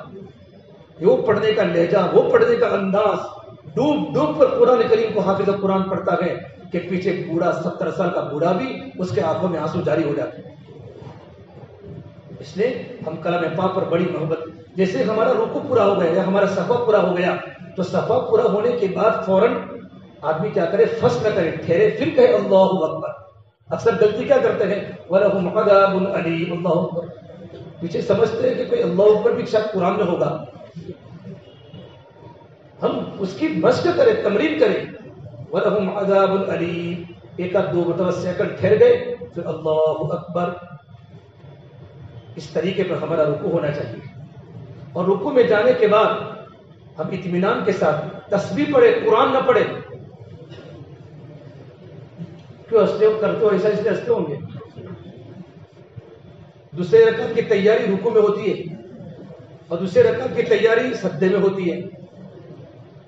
حالانکہ اللہ کے نبی نے فرمایا کہ رکوع میں قرآن نہیں پڑھا جاتا، رکوع میں تسبیح پڑھی جاتی ہے. سجدے میں قرآن نہیں پڑھا جاتا، سجدے میں تسبیح پڑھی جاتی ہے. کبھی کبھی پہلا سجدہ شارٹ، دوسرا سجدہ بہت لمبا، مقتدی سمجھ جاتے کہ حافظ صاحب کچھ کر رہے ہیں اندر. یہ مت سمجھنا کہ مقتدی کو پتہ نہیں چلتا، سب کو سب کچھ پتا ہے. پوچھتے چائے پی کے آئے تھے، ایسا پوچھتے ہیں تو شاہپور کی زبان میں دریا پور کی چائے پی تھی برابر، کیا وہ چائے پی تھی کیوں پوچھتا ہے، معلوم ہے آپ کو کہیں کہیں گڑبڑ ہوئی ہے، ہمیں پتہ نہیں ہوتا. اس لیے ہماری ذمہ داری ہے کہ رکوع میں تسبیح پڑھے، وہ بھی اطمینان کے ساتھ، سبحان ربی العظیم. اگر ہم 3 مرتبہ جلدی جلدی پڑھیں گے، ابھی ہمارا رکوع، ہم سمیع اللہ کہیں گے، وہ رکوع میں جائے گا. مقتدیوں کا خیال کرو، پیچھے اطمینان سے رکوع کیا. رکوع فرض ہے، اپنے سارے بدن کے اعضاء اپنی جگہ پر پہنچ جاوے، اور کم سے کم 3 مرتبہ آہستہ آہستہ، زیادہ پڑھو تو 5 مرتبہ اگر آپ جلدی پڑھتے ہیں، تاکہ کم سے کم پیچھے کے مقتدی 3 مرتبہ تو سبحان ربی العظیم پڑھ سکے. بھائیو، بہت سے بوڑھوں کو تکلیف ہوتی ہے، ان کے گھٹنوں میں درد ہوتا ہے. آپ رکوع میں ہوتے ہیں، آپ قوما میں آتے ہیں، وہ رکوع میں آتے ہیں. آپ سجدے میں جاتے ہیں، وہ قوما میں ہوتے ہیں. ان کی نماز پوری گڑبڑ ہو جاتی ہے، وہ مسجدوں کو بدل جاتے ہیں. ہے بس سمجھ میں، یہ نماز ہے، یہ اللہ تبارک و تعالیٰ کی اہم ترین عبادت ہے. تراویح سنت مؤکدہ ہے. اس سے ہم ثنا ہے، اعوذ باللہ، بسم اللہ، سورہ فاتحہ اطمینان سے، قرات اطمینان سے. اب رکوع میں چلے گئے، رکوع میں جانے پر 3 مرتبہ، پھر سمیع اللہ لمن حمیدہ، اطمینان سے کھڑا رہے، تاکہ پیچھے مقتدی کے ربنا ولک الحمد، ربنا لک الحمد، اللہم ربنا ولک الحمد مقتدی پڑھے. اس کے بعد اطمینان سے ہم سجدے کی تسبیح پڑھے. دیکھو قوما واجب ہے، بلکہ بعض علماء کے نزدیک تو قوما فرض ہے. ہمارے علماء کے نزدیک قوما واجب ہے، اور واجب کا چھوڑنا یہ مکروہ تحریمی ہے. فقہا نے لکھا ہے کہ مکروہ تحریمی کا، واجب کا عمدن چھوڑنا، نماز واجب الاعادہ ہے، نماز کو دوبارہ پڑھنی پڑے گی. کتنی سنتیں ہم نماز میں چھوڑ دیتے ہیں. تعدیل ارکان، ہر رکن کو اطمینان سے ادا کرنا نماز میں واجب ہے کہ واجب نہیں واجب؟ نماز کے 14 واجبات میں اطمینان سے رکوع کیا، قوما کیا. ہمارے نبی نے فرمایا کل قیامت کے میدان میں اللہ تبارک و تعالیٰ ان لوگوں کی طرف متوجہ یہ ہوں گے جو رکوع جو سیدھے کھڑے نہیں ہوتے، ان کی نماز اللہ کی بارگاہ میں قبول نہیں ہوتی۔ اطمینان سے توبہ کرے، پھر اطمینان سے سجدے میں جاوے، اور سجدے میں جا کر اطمینان سے 3 تسبیح پڑھے، 3 مرتبہ یا 5 مرتبہ یا 7 مرتبہ جتنا آپ کو موقع ہو، پھر 2 سجدوں کے درمیان جلسے میں اطمینان سے بیٹھے۔ اس طریقے اطمینان سے ہماری کیا ہوگی؟ تراویح ہوگی، ہے بس سمجھ میں، اور ہماری 2 رکعت مکمل ہو جا رہی ہے۔ اتحیات کے بعد درود شریف پڑھے، درود شریف کے بعد دعائے معفورہ پڑھے، وہاں بھی قرآن چلتا ہے۔ کتنے لوگوں کی نماز ہمارے ذمے ہے؟ الامام مزامن، امام کو ذمہ دار ہے ساری مقتدیوں کی نماز کا۔ اگر ہماری نماز نہ ہوئی، ساری مقتدیوں کی نماز نہ ہونے کا گناہ امام پر ہوگا۔ یہ صحابہ کرام امامت کرنے سے ڈرتے تھے، معمولی بات ہے، وہ معمولی ذمہ داری ہے۔ آپ تو 20 رکعت پوری کر کے چلے گئے، بیچارہ رمضان کے مبارک مہینے میں بوڑھے جن کے گھٹنوں میں درد ہوتا ہے، اللہ کی محبت میں، اللہ کے عشق میں پورا دن رمضان کے گرمی کے موسم میں روزے رکھنے کے بعد رات کو تراویح میں آ کر کھڑے ہوتے ہیں، اور ہم اتحیات کا نماز کے اندر پڑھنا واجب ہے، اتحیات کی مقدار میں بیٹھنا بھی فرض ہے آخری قاعدے میں، لیکن ہم سب کچھ چھوڑ کر قرآن پڑھتے ہیں۔ اب لگتا ہے ٹائم ہو چکا، السلام علیکم ورحمۃ اللہ، پیچھے سمجھے گا ماشاء اللہ سب کچھ پڑھا ہے۔ بھائی ایسا تو نہیں کرتے ہو تم؟ نہ کوئی نہیں کرتا ماشاءاللہ۔ تو میں تو اپنی ذات کے سیکھنے کے لیے کہہ رہا ہوں، تاکہ مجھے سیکھنے کے لیے آئے بس سمجھ میں، کیونکہ ہر سال میں بھی 3 پاروں کی تراویح پڑھاتا ہوں۔ شروع میں ہم بھی کرتے تھے جب چھوٹے تھے تب، آئے بس سمجھ میں۔ پھر اس طریقے پر جوڑ ہوا، اللہ تعالیٰ آپ کے علماء کو جزائے خیر دے۔ ہمارے علاقے میں جب علماء نے جوڑ کیا اور یہ باتیں کہی، تب جا کر ہم تو بہت روئے کہ اللہ ہماری نمازوں کا کیا حال ہوگا آخرت میں۔ کتنے مقتدیوں کے گناہ کے ذمہ دار ہم بن چکے ہیں۔ اس لیے اتحیات کی جگہ پر اتحیات پڑھے، درود شریف پڑھے، دعائے معفورہ پڑھے، اور 4 رکعت کے مکمل ہونے کے بعد اطمینان سے بیٹھے۔ علماء نے لکھا اتنا بیٹھے جتنا 4 رکعت نماز میں جتنا وقت گیا ہے اتنا بیٹھے۔ اگر اتنا نہ بیٹھ سکے کم سے کم تھوڑی دیر اطمینان سے بیٹھے تو صحیح۔ جس کو بولتے تربیہ کا مطلب ہوتا ہے آرام کرنا، آرام سے تھوڑی دیر بیٹھے۔ اور اس میں جو دعا مشہور ہے سبحان الملک القدوس، وہ کوئی دعا کو شرعی اعتبار سے کوئی یہ دعا کا ثبوت نہیں ہے، یہ بھی پڑھ سکتے ہیں، تیسرا کلمہ بھی پڑھ سکتے ہیں، چوتھا کلمہ بھی پڑھ سکتے ہیں، درود شریف بھی پڑھ سکتے ہیں، اللہ کا ذکر بھی کر سکتے ہیں۔ مستقل لوگ مسجدوں میں لگاتے، نہیں لگانا چاہیے دعا۔ یہ دعا کو یہ سنت نہیں ہے، کوئی بھی اللہ کا ذکر کر سکتے ہیں۔ یہ تراویح کی مصنون دعا یہ ضروری نہیں ہے، ضروری قرار دینا کسی بھی چیز کو یہ غلط ہے شرعی اعتبار سے۔ 4 رکعت کے مکمل ہونے کے بعد پھر ہماری آگے کی 4 رکعت پوری ہو، اس طریق پر اطمینان سے بھائیو ہماری تراویح پوری ہو۔ اور تراویح کے مکمل ہونے کے بعد ہم وتر کی نماز کے پڑھنے کے بعد فوراً بھاگ نہ جاوے، بلکہ 2 رکعت نفل پڑھ کے جاوے، اور غلطی نکالے، غلطی کو پکڑے۔ غلطی نکالنے والا بار بار غلطی کو نہ نکالے۔ غلطی نکالنے کا بھی طریقہ ہوتا ہے، غلطی کیسے نکالنی ہے۔ بعض لوگ اوپر سے پڑھاتے ہیں، ہر ایک کی ترتیب الگ ہوتی ہے۔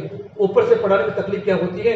اوپر سے تم نے پڑھا ہے وہ بھی غلطی، اور جہاں غلطی تھی وہاں پھر دوبارہ غلطی اور دوسری غلطی،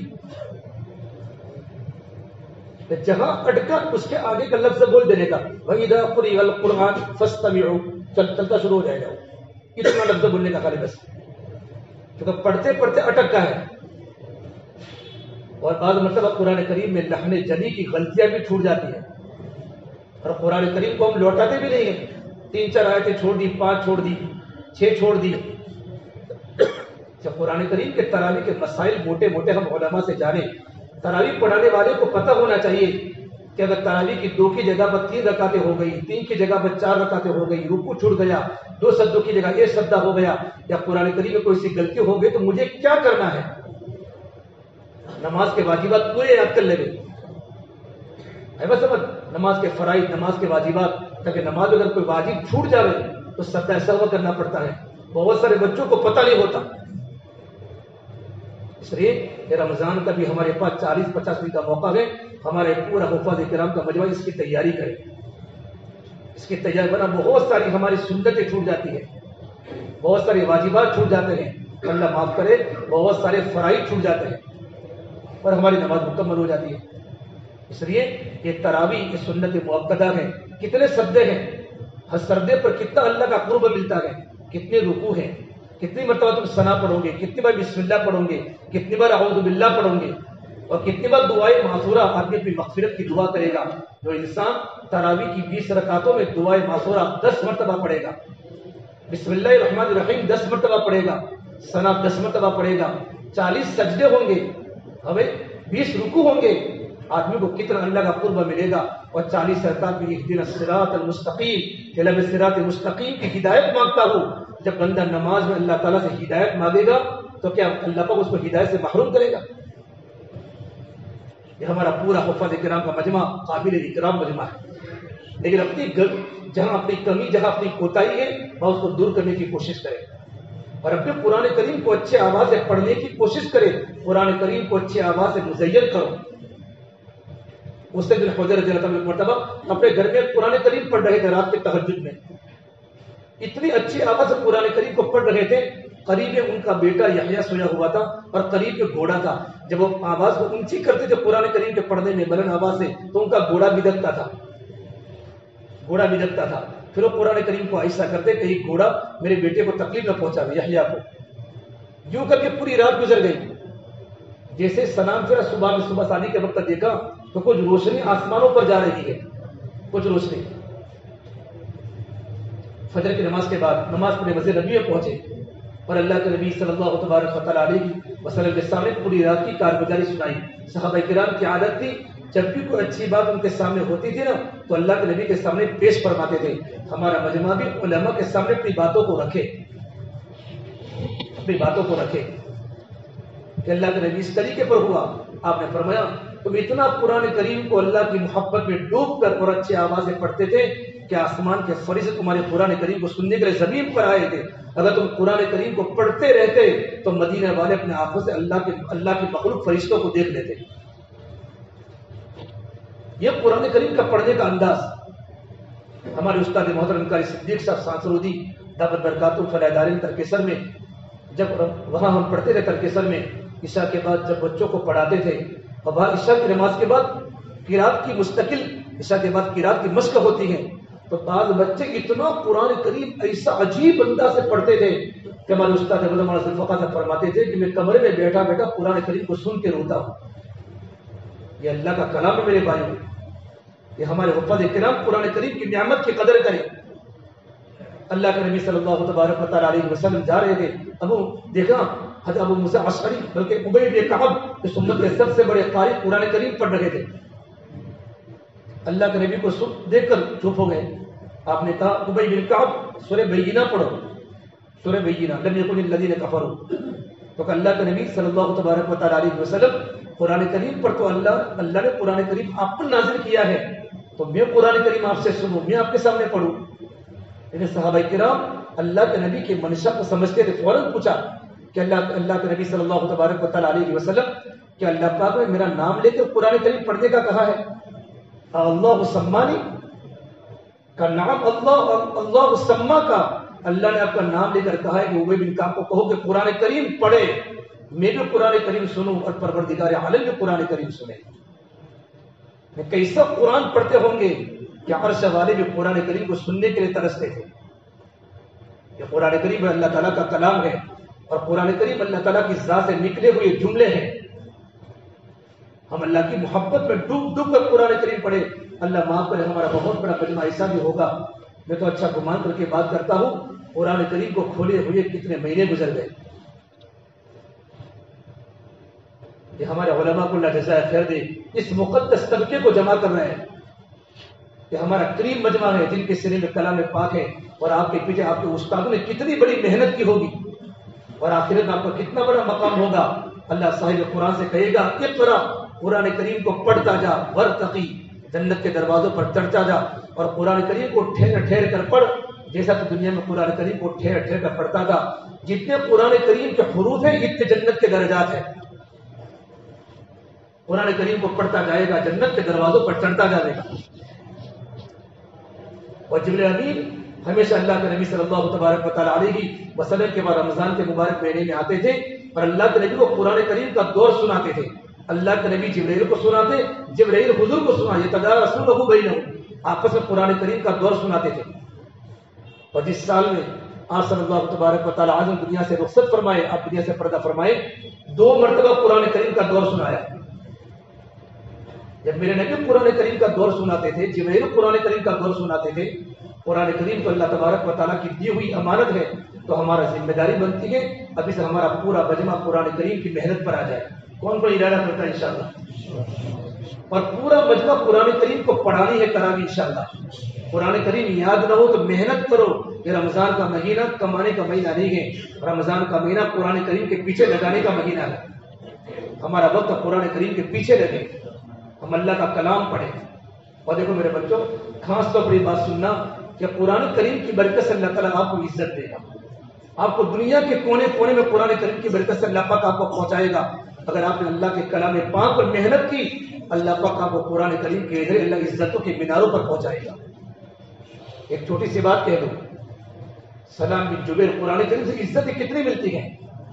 سلام بن جبیر ایک یہودی تھا، یہودی ملک شام کا تجارت کرے مدینہ منورہ سے، اور ملک شام سے بہت ساری چیزوں کو لے کر آیا تاکہ مدینہ منورہ میں اس کو بیچے۔ ایک غلام وہاں کھڑا ہوا ہے، غلام نہ شکل کا اچھا ہے، نہ عقل کا اچھا ہے، کالا ہے، اس کو بھی خرید لیا کہ چلو اس کو بھی بیچ لوں گا۔ اور مدینہ منورہ میں لانے کے بعد اس کی تمام چیزیں بازار میں بک گئی، لیکن غلام کو لینے والا کوئی نہیں آیا۔ عقل بھی نہیں تھی، شکل بھی نہیں تھی، کالا کلوٹا تھا۔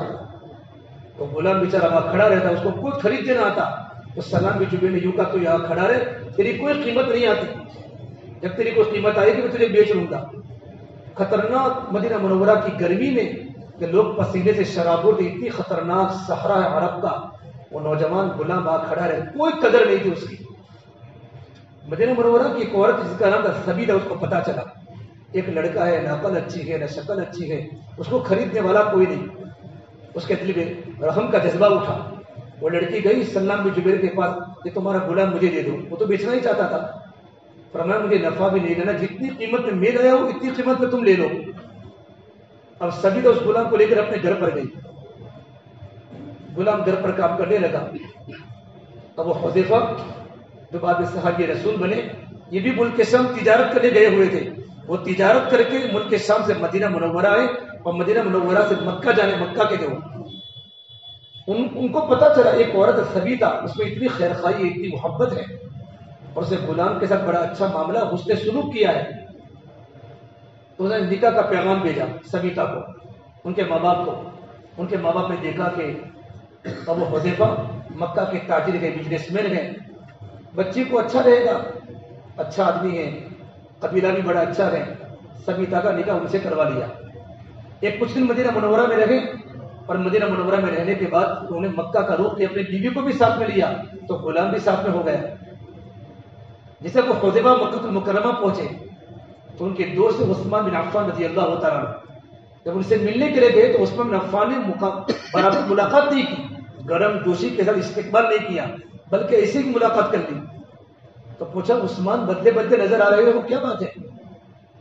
کہا میں ایمان قبول کر چکا ہوں، محمد عربی صلی اللہ تبارک و تعالیٰ علیہ وسلم کے ہاتھوں پر ایمان قبول کر چکا ہوں، اس لیے میری اور آپ کی دوست کے برابر رہ نہیں سکتی۔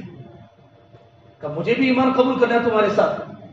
ابو حذیفہ نے اسلام قبول کیا اللہ کے نبی کے ہاتھوں پر، گھر پر آئے، اپنی بیوی کے سامنے اسلام کو ظاہر کیا، بیوی نے بھی اسلام قبول کیا، اور غلام نے بھی اسلام قبول کیا، جن کا نام تھا سالم۔ پھر دونوں تینوں کی طرف حضور کی خدمت میں جانے لگے۔ غلام تھا، نہ عقل اچھی تھی نہ صورت اچھی تھی، اللہ کے نبی صلی اللہ تبارک و تعالیٰ علیہ وسلم کے پاس قرآن کریم کو سیکھنا شروع کیا، اور قرآن کریم کے حافظ بنے، اور اتنا اچھا قرآن کریم پڑھتے تھے، اتنا اچھا سالم جن کو کوئی پہچاننے والا نہیں تھا۔ جب مکہ المکرمہ سے ہجرت کر کے کچھ لوگ مدینہ منورہ گئے تو ضرورت پڑی امام کی، حضرت عمر فاروق بھی گئے تھے، بڑے بڑے صحابہ گئے تھے، تو ان کا امام حضرت سالم رہتے تھے، سالم۔ اور اللہ نے پاک ان کو اتنا بڑا مقام دیا، اتنا بڑا مقام دیا سالم کو۔ ایک مرتبہ اللہ کے نبی صلی اللہ تبارک و تعالیٰ علیہ وسلم نے مدینہ منورہ کی عورتوں کو جمع کر کے بات فرمائی، اور غلام کے آزاد کرنے کے فضائل سنائے کہ جو اپنے غلام کو آزاد کرے گا اللہ اس کو جنت دے گا، اللہ پاک اس کو یہ دے گا یہ دے گا۔ جیسے وہ حذیفہ کی بیوی سبیتا گھر پر آئی، اپنے غلام کو آزاد کر دیا، سالم کو کہ تم آزاد ہو۔ تو سالم نے کہا میں کہاں جاؤں گا، میں تو پردیسی آدمی ہوں، یہاں نہ مجھے کوئی جانتا ہے نہ میری کوئی پہچان ہے۔ مجھے تمہارے پاس ہی رکھ لو. تو وہی رہنے لگے اور بعد میں اتنا اچھا قرآن کریم پڑھتے تھے کہ ایک بار اللہ کے نبی صلی اللہ تبارک و تعالیٰ علیہ وسلم وہاں سے گزرے سالم کے گھر کے آگے سے، اور قرآن کریم کو جب پڑھتے میرے نبی نے سنا تو آپ کی آنکھیں اشکبار ہو گئی اور آپ نے کہا الحمدللہ الذی، تمام تعریف اس اللہ تبارک و تعالیٰ کے لیے ہے جس نے میری امت میں ایسے لوگوں کو پیدا کیا کہ جو اللہ کی محبت میں کلام پاک کو ڈوب ڈوب کے پڑھتے ہیں. آپ نے ان کی تعریف فرمائی. حضرت عمر فاروق کے انتقال کا وقت قریب آیا تو آہیں بھرتے تھے اور فرماتے کاش سالم زندہ ہوتا، تو سالم کا انتقال ہو چکا تھا. کاش اگر سالم زندہ ہوتے تو میں کسی کو میرے بعد خلیفہ نہ بناتا، میں سالم کو خلیفہ بناتا. اور فرماتے کاش سالم زندہ ہوتے تو میں نماز جنازہ پڑھنے کی تلقین سالم کو کرتا.